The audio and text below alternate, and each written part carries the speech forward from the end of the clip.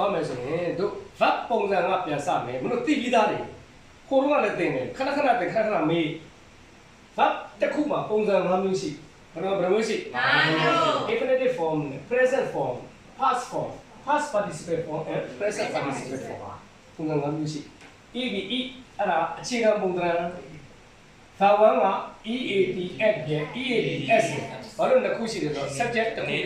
အများကြီး subject တစ်ခုဆို EAD မှာပါထည့်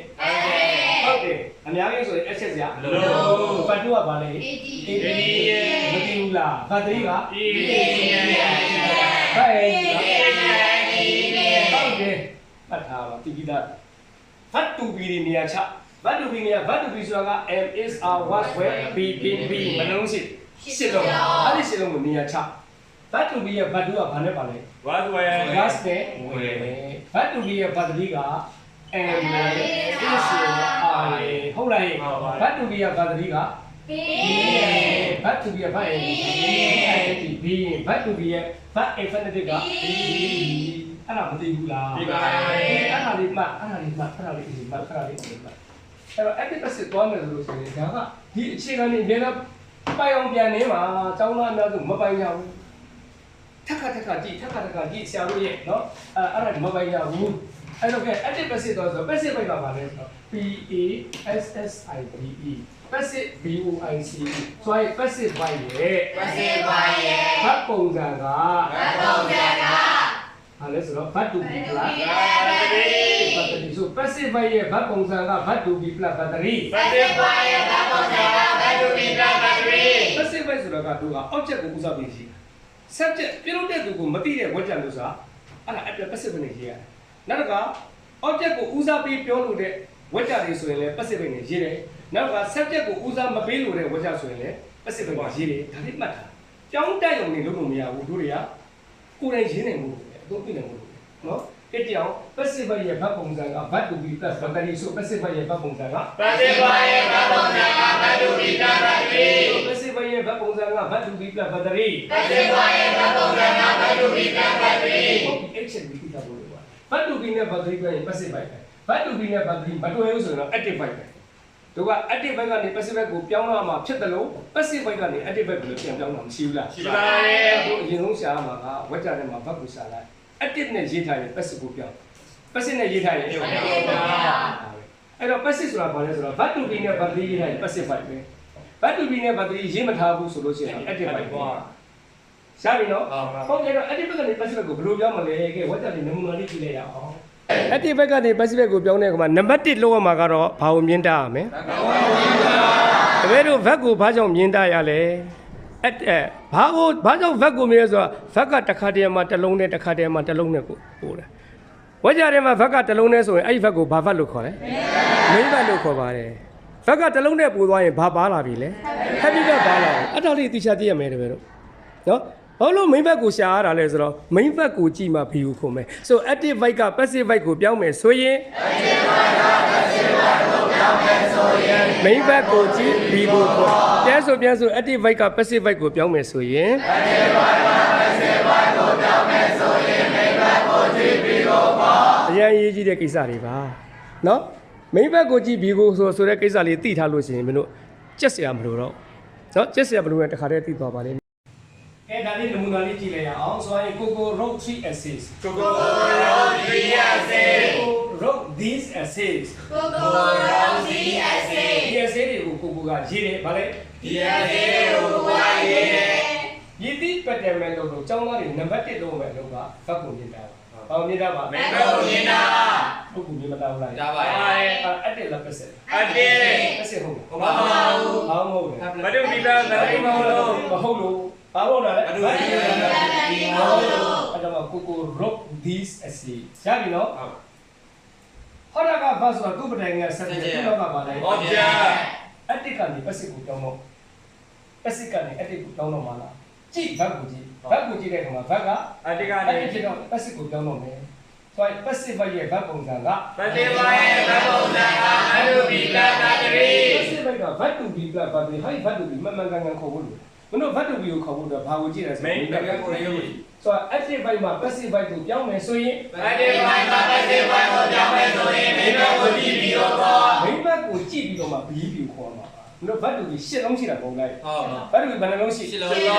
ရှစ်လုံးကိုမမကန်ကန်ခေါ်တဲ့ဘာလို့ကြည့်ရ မိဘကဘောကြီး ဒီမှာမိဘကဘာလဲ ရော ဘာလို့ကိုမိဘလို့ပြောလဲဆိုတော့ဘက်က တလုံးလေးရှိ မိဘဝတ်ကြတယ်မှာဘက်ကသုံးနဲ့ရှိနေမိဘကဟောဒီမိဘကိုကြည့်ဖောင်းလာဘတ်တူလားဟာလေဘတ်တူမိဘကဘတ်တူဆိုရင်ဘတ်တူဒီကဝတ်ဆိုခေါ်မယ်မိဘကဘာဝတ်ဆိုရင်ဘတ်တူဒီက မေတ္တာ မိဘကဘတ်တူဆိုဘတ်တူဒီကဘေးကိုခေါ်မယ်မိဘကအိုင်းဆိုဘတ်တူဒီက ဘီ မိဘကဘတ်အင်ဖက်ဆိုဘတ်တူဒီကကိုကို rock these as ဟုတ်လား ဟုတ်ပါ အဲ့တော့မှအောင်ဆွဲ အ တော့ ကျဉ်းကိုရှင်း ဟော တော့ တယ်ဒီလိုလေးအဲ့ဒီကောင်က by agent လို့ခေါ်တယ် by plus subject လို့ခေါ်တယ် these t h e s e e s s e y s s e ဟုတ်လားဟဲ့ ဟုတ်ပါရဲ့ ဘာလာပါလေလား ဘတ်တူ ဘတ်တူဆိုရင်မိဘကဘတ်တူဆိုရင် ဝတ်ဝဲ was that way လား ဝဲ ဒီမှာ s မှာပါပါ S ပါ ရလာရင်သူ့ရဲ့ဘတ်တူက w r i t t e n written written w r i t t e n written W R I T T E N written ကြည့်ပါ these essay were written by Google so these essay are sorry written by Google yeah so these essay were written by Google DSC were written by Google ရမလား ရပါရဲ့ Mama Mama is S I N G singing A S O N G song A S O N G song Mama is singing a song in the class Mama ကအတန်းထဲမှာဘာလို့ ချင်းဆို ဆိုတော့ဆိုရ Mama so Mama is singing a song in the class Mama is singing a song in the class အဆင်မမလာတဲ့လိုဖြစ်နေတယ် Mama တော့ singing ဆိုတယ်ဘက်ကိုရင်မြင်မတားရဘူး ဟုတ်ပါဘူး ပြောပါလေ A singing is singing တွေ့လား ဟုတ်ပါရဲ့ ဟာတာဘာမဘူးလား ဟုတ်ပါရဲ့ ရင်းသားတဲ့အခါမှာဘက်ကဘယ်နှခုဖြစ်သွား နှစ်ခုနှစ်ခု နှစ်ခုပြင် heavy မှာပါပြီ ဟုတ်ဟုတ် ဘာလဲ heavy မှာက everybody is မိဘကပါလေ singing ဘက်ကတစ်ခုတည်းပိုးလာရင် heavy မှာပါတယ်အဲ့ကောင်မှာမိဘကအမြဲတမ်းနောက်ဆုံးမှာရှိရှေ့ဆုံးက heavy မှာကလွတ်လို့ရတယ်အဲ့ဒီပတ်တာအဲ့တော့မှမမကနောက်ကိုအဆောင်ကရှေ့ကိုမုန်းလိုက် ဟုတ်ပါရဲ့ A S O N G ဆောင်းဟောတာကဘတ်တူပြီပါအဲ့ဒါက heavy ဘတ်မုန်းလိုက်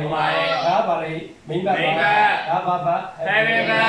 ဒါပါလေ မိဘ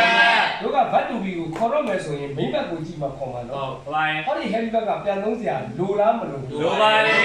တို့တော့ is ကိုကြည့်ရင်သုံးခုမြင် and is are မမီလား မမီပါလေ ဟမ် is ကိုကြည့်ရင်သုံးခုမြင် and is are R ကိုကြည့်ရင်သုံးခုမြင် and is are M ကိုကြည့်ရင်သုံးခုမြင် and is are A sound ဆိုတော့ဘယ်နှပုံလဲ တစ်ခု ဒီပုံလေးဆိုတော့ is ကပါပဲလေ is ဒီနေရာမှာ sound မှာ s ပါလို့ဆိုရင်ဘာဖြစ်မလဲ မှာ ဟောတာဘာဖြစ်မလဲ are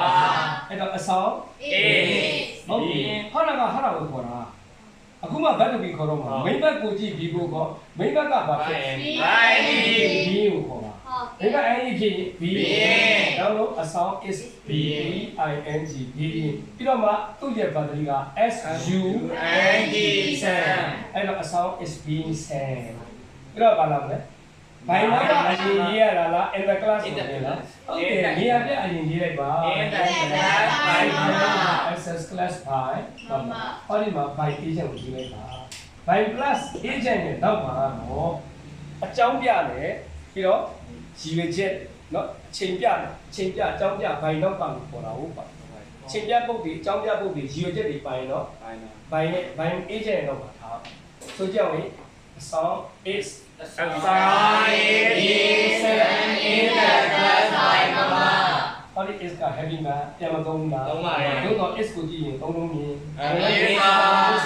ရှင်းတယ်နော် အဲ့တော့မှ B ကsinging ကမိဘက ING ဖြစ်တဲ့ကောင်မှာ B ကိုပြောတယ် is singing song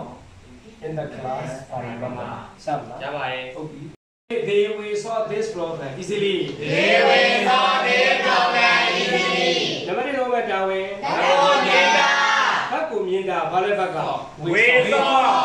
တွေ့လားမှတ်တာဘတ်ကိုမြင်တာတဲ့ခါမှာဘတ်ကတစ်လုံးနဲ့လားနှလုံးနဲ့သိပြီဘတ်ကတစ်လုံးနဲ့ဆိုမိဘနှလုံးတို့သုံးလုံးနဲ့ဆိုရင် ဟာပါလာပြီ heavy verb ပါလာပြီ အဲ့တော့သိဖို့လိုတယ်နောက်တစ်ချက်ကရှိသေးတယ် verb ကိုမြေသားကြဖြင့် active လား passive လားမသိဘူးလား ဒီပါရဲ့ ဒါ active လား passive လား အတစ် active verb to be နဲ့ verb နဲ့တွဲမထားလို့ဟုတ်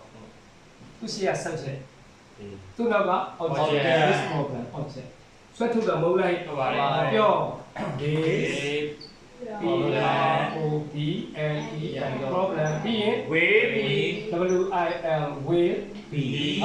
ဘာလို့ be ခေါ်လဲလာပြီရှာလို့ဟာဒီ way ပြန်သုံးစရာလိုလားမလို့လား လိုပါရဲ့ တို့က way ကတော့တစ်ခုပဲသူကတခုရင်းရင်းမရှိဘူး ဟုတ် ဟာ way တော့မရှိတဲ့ sort ကဘာဝလာပါတယ်လား infinitive